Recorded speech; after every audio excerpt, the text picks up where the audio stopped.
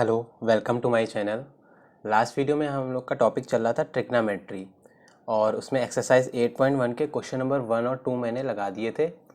अब एक्सरसाइज 8.1 के question number 3 से मैं आज इस वीडियो में मैं स्टार्ट करने जा रहा हूँ। तो आप लोगों की टेक्स्ट बुक में एक्सरसाइज 8.1 के क्वेश्चन नंबर 3 में क्या लिखा हुआ है? If sine A is equal to 3/4, यानी साइन ए की वैल्यू दी हुई है, sine A is equal to 3/4। Okay, और calculate cos A and tan A. आपको निकालना क्या है? कॉज ए की वैल्यू निकालनी है और टेन ए की वैल्यू निकालनी है। ओके, ये दो चीज़ों की वैल्यू निकालनी है। साइन ए की वैल्यू दी हुई है, तो अभी साइन ए की वैल्यू क्या होती है फॉर्मूले के according? Perpendicular upon hypotenuse. Sine A is equal to perpendicular upon hypotenuse. तो इज इक्वल टू ये वैल्यू क्या दी है? 3/4। और तो हम लोग यहाँ पे एक triangle A B C, right angle triangle A B C बना लेते हैं।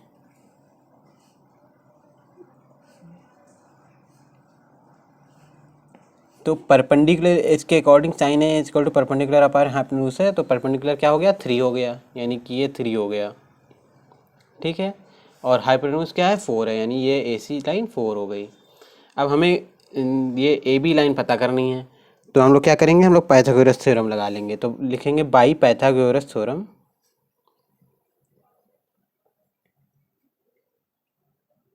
By Pythagoras theorem. Pythagoras theorem क्या होती है? हाइपोटेन्यूज का square is equal to perpendicular का स्क्वायर प्लस बेस का स्क्वायर। ठीक है, तो परपेंडिकुलर यहाँ पे क्या है? 3, क्योंकि एंगल ए ये है, इसी का साइन ए निकाला गया है, तो इसके सामने वाला जो लाइन होती है यानी साइड, वो बी सी, वो परपेंडिकुलर हो जाती है।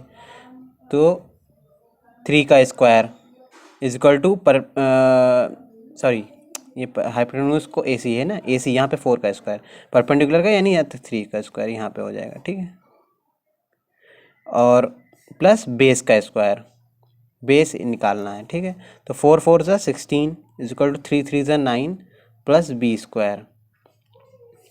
ठीक है, तो B square is equal to 16 minus 9 आ जाएगा। तो बी स्क्वायर की वैल्यू क्या आ जाएगी? 16 माइनस 9, 9 माइनस कर देंगे तो 7 आ जाएगी। ठीक है, और b की वैल्यू क्या आ जाएगी? यानी बेस की √7।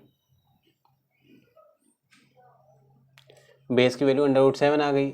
अब सीधे सीधे हम लोग को क्या निकालना है? कॉज ए की वैल्यू निकालनी है और टेन ए की वैल्यू निकालनी है ना? तो निकाल लेते हैं कॉज ए की वैल्यू इस साइड पे।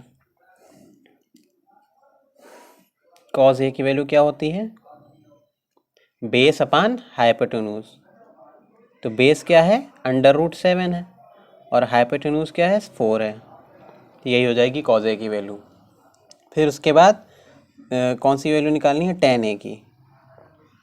तो टेन ए क्या होता है? परपेंडिकुलर अपान बेस। तो परपेंडिकुलर क्या हो जाएगा? 3 हो जाएगा, और बेस √7। बस ये दोनों वैल्यू निकालनी थी, ये दोनों वैल्यू आ गई। ठीक है, अब इसकी स्क्रीनशॉट ले लीजिए। मैं नेक्स्ट क्वेश्चन पे मैं नेक्स्ट क्वेश्चन लगाता हूँ, क्वेश्चन नंबर 4 नेक्स्ट पेज से।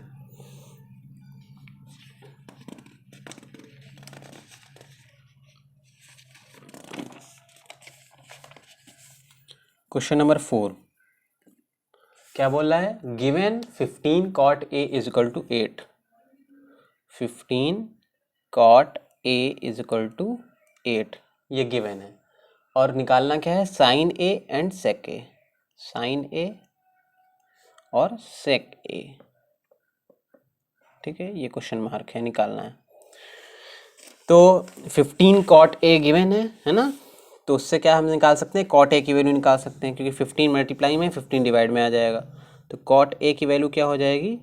8/15। ठीक है, और cot a की वैल्यू एक्चुअली जो है क्या होती है? जो फार्मूला होता है, बेस अपान परपेंडिकुलर होती है ना? तो base upon perpendicular is equal to 8/15। अब यहाँ पे भी हम लोग ट्रेंगल बना लेते हैं, राइट एंगल ट्रेंगल।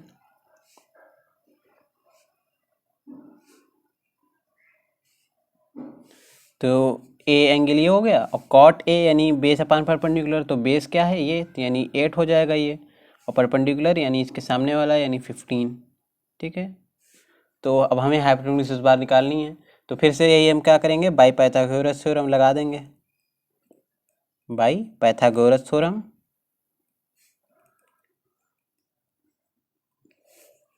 हाइपोटेन्यूज का square is equal to perpendicular का स्क्वायर प्लस बेस का स्क्वायर। आप लोग चाहें तो ये इसकी वैल्यूज़ भी मतलब कि जो लाइन का नाम है वो भी यहाँ पे पुट कर सकते हैं। जैसे हाइपोटेन्यूज कौन सी है, एसी लाइन है, तो यहाँ पे लिख सकते हैं एसी स्क्वायर। फिर परपेंडिकुलर कौन सी लाइन है, बीसी, तो बीसी स्क्वायर, प्लस बेस कौन सा है, एबी, तो एबी स्क्वायर। ठीक है, उसके बाद आप वैल्यूज़ पुट कर दीजिए। तो AC square is equal to B C की जगह क्या है 15, तो 15 का स्क्वायर हो जाएगा, प्लस ए बी की जगह 8 है यानी 8 का स्क्वायर हो जाएगा। ठीक है, 15 का यहाँ पे आप स्क्वायर निकाल के मैं दिखाई दे रहा हूँ, 5 5 ज़ा 25, और 5 1 ज़ा 5 6 7, और 1 15 ज़ा 15, 5 225। ठीक है, और प्लस 8 का तो आप सबको पता है 8 8 64 होता है। ठीक है, ए सी स्क्वायर इज इक्वल टू, अब ए सी स्क्वायर इज इक्वल टू ये दोनों ऐड कर देंगे, 5 4 9 हो जाएगा, और 6 7 8 हो जाएगा 2, तो ए सी इज इक्वल टू क्या आएगा, अंडर रूट 289, तो ए सी इज इक्वल टू क्या हो जाएगा 17। ये 17 का स्क्वायर होता है, आपको मैं इधर करके दिखा देता हूँ कि 17 ही का होता है। 7 7 ज़ा 49, 4 कैरी आया, 7 1 ज़ा 7 4 11, और 1 17 ज़ा 17, 9 7 प्लस 1 8, और 2 1 प्लस 1 2, ये देखिए।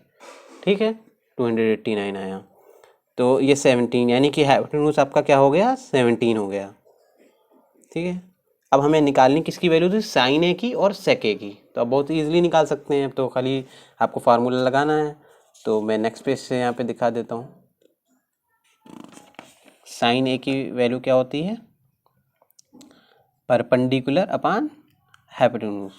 ये आप सबको ये याद कर लेना है फार्मूला सारी। ठीक है, वैल्यूज जितनी भी हैं, तो परपेंडिकुलर हमारा क्या था 15 था, और हाइपोटेन्यूज 17 आ गया, तो 15 अपान 17। ठीक है, ये आपकी साइन ए की वैल्यू हो गई। सेक ए की वैल्यू क्या हो जाएगी, सेक ए की वैल्यू जो है आपकी, हाँ यह सेक ए निकालना था, तो सेक ए की वैल्यू जो हो जाती है आपकी, ये वाले फार्मूला हमने आपको बताया था ना,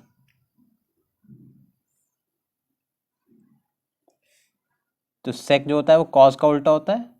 ठीक है, तो हाइपोटेन्यूज अपान बेस आएगा, हाइपोटेन्यूज अपान बेस, तो हाइपोटेन्यूज क्या है 17 है, और बेस क्या है 8 है, तो 17 अपान 8, तो ये दोनों वैल्यूज़ निकल आई, यही दोनों वैल्यूज़ पूछी गई थी, यही आपका आंसर हो गया। ठीक है, ये वाली ट्रिक आपको मैंने फर्स्ट वीडियो में बताई थी, आप वहाँ से भी देख सकते हैं और इससे से लर्न कर सकते हैं इनके दोनों फार्मूले। ठीक, नेक्स्ट क्वेश्चन नंबर कौन सा है आपका 5, क्वेश्चन नंबर 5 में कर देता हूँ। क्वेश्चन नंबर 5 में क्या है, given sec theta is equal to 13 upon 12। बहुत इजी एक्सरसाइज है, आपको अगर फार्मूले याद हैं तो ये एक्सरसाइज इतनी कठिन नहीं है आपको लगेगी। तो सेक थीटा 13 अपान 12 दिया गया और पूछा गया calculate all other trigonometric ratios, यानी और सारे रेशियोज निकालने हैं। तो सेक थीटा की वैल्यू अभी मैंने बताई, हाइपोटेन्यूज अपान बेस होता है इज इक्वल टू 13 अपान 12। तो अगर ट्रेंगल हम बना दें, राइट एंगल ट्रेंगल, और इसको थीटा मान लें, तो हाइपोटेन्यूज क्या हो जाएगा 13 ये, और बेस क्या हो जाएगा 12। ठीक है, तो अब हमें पाइथागोरस थ्योरम लगा करके हम लोग यहाँ से परपेंडिकुलर निकाल सकते हैं। तो बाई पाइथागोरस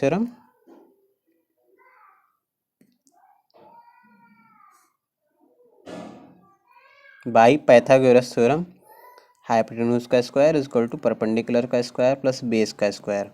आप लोग इसकी जो है ए बी सी यहाँ पे चाहें तो साइड्स की नेम लिख सकते हैं। हाइपोटेन्यूज है, जैसे ए सी है तो ए सी लिख दिया, परपेंडिकुलर यहाँ पे बी सी है तो बी सी उसकी जगह पे लिख दिया, बेस की जगह पे ए बी लिख दिया। लेकिन नहीं भी लिखेंगे तो कोई प्रॉब्लम नहीं है। ठीक है, फार्मूला एज इट इज़ लगता है और यही लगाना है आपको। तो हाइपोटेन्यूज की जगह पे क्या हो गया 13 का स्क्वायर इक्वल टू परपेंडिकुलर की जगह पे नहीं मालूम है तो उसको ऐसे ही छोड़ देते हैं, प्लस बेस की जगह पे 12 का स्क्वायर। तो 13 का स्क्वायर क्या हो जाता है 169, ठीक है, इक्वल टू परपेंडिकुलर का स्क्वायर प्लस 12 का स्क्वायर कितना हो जाता है 144। 144 माइनस में आ जाएगा, 169 minus 144 is equal to perpendicular का स्क्वायर। 9 में 4 गया 5 बचा, 6 में 4 गया 2 बचा, 1 में 1 गया 0, तो इज इक्वल टू परपेंडिकुलर का square. Perpendicular is equal to √25, तो परपेंडिकुलर इज इक्वल टू 5, ठीक है, परपेंडिकुलर 5 आ गया। अब सारे ट्रिग्नोमेट्रिक रेशियोज आपको निकालने हैं, तो आप एक बार देख लीजिए परपेंडिकुलर की वैल्यू 5 आ गई है, ठीक है। नेक्स्ट पेज से मैं सारे निकालने जा रहा हूँ। इस बार आपको इस क्वेश्चन को लगाने के बाद आपको सारे रेशियोज के फार्मूले फिर एक बार रिमाइंड हो जाएंगे, ठीक है। तो सबसे पहले साइन थीटा की वैल्यू क्या होती है, साइन थीटा की वैल्यू होती है परपेंडिकुलर अपान हाइपोटेन्यूज। तो साइन थीटा की वैल्यू परपेंडिकुलर अपान हाइपोटेन्यूज होती है, तो परपेंडिकुलर क्या निकाला गया है 5 और हाइपोटेन्यूज है 13, तो 5 अपान 13 आ जाएगा। फिर इधर ही कॉस थीटा की वैल्यू निकाल लेता हूँ, कॉस थीटा की क्या हो जाएगी बेस अपान हाइपोटेन्यूज। तो बेस क्या है आपका 12 है, अपान हाइपोटेन्यूज 13 है, तो 12 अपान 13, ये कॉस थीटा की वैल्यू हो गई। फिर टेन थीटा की निकाल लेते हैं, टेन थीटा की क्या होती है परपेंडिकुलर अपान बेस। तो परपेंडिकुलर 5 है और बेस आपका 12 है, 5/12। फिर उसके बाद साइन कॉस टेन, फिर कॉसेक थीटा होता है, तो कॉसेक थीटा क्या होता है वो साइन का रेसिप्रोकल होता है हाइपोटेन्यूज अपान परपेंडिकुलर, यानी इज इक्वल टू 13/5। फिर उसके बाद सेक थीटा तो आपका दिया ही हुआ था, जो कि कॉस का रिवर्स होता है, ठीक है, या रेसिप्रोकल जिसे बोल सकते हैं। तो सेक थीटा की वैल्यू आपको निकालने की ज़रूरत नहीं है। उसके बाद लास्ट वैल्यू कौन सी निकालेंगे कॉट थीटा की। तो कॉट थीटा क्या होता है इसका रेसिप्रोकल होता है टेन का, बेस अपान परपेंडिकुलर, यानी इज इक्वल टू 12/5, ठीक है।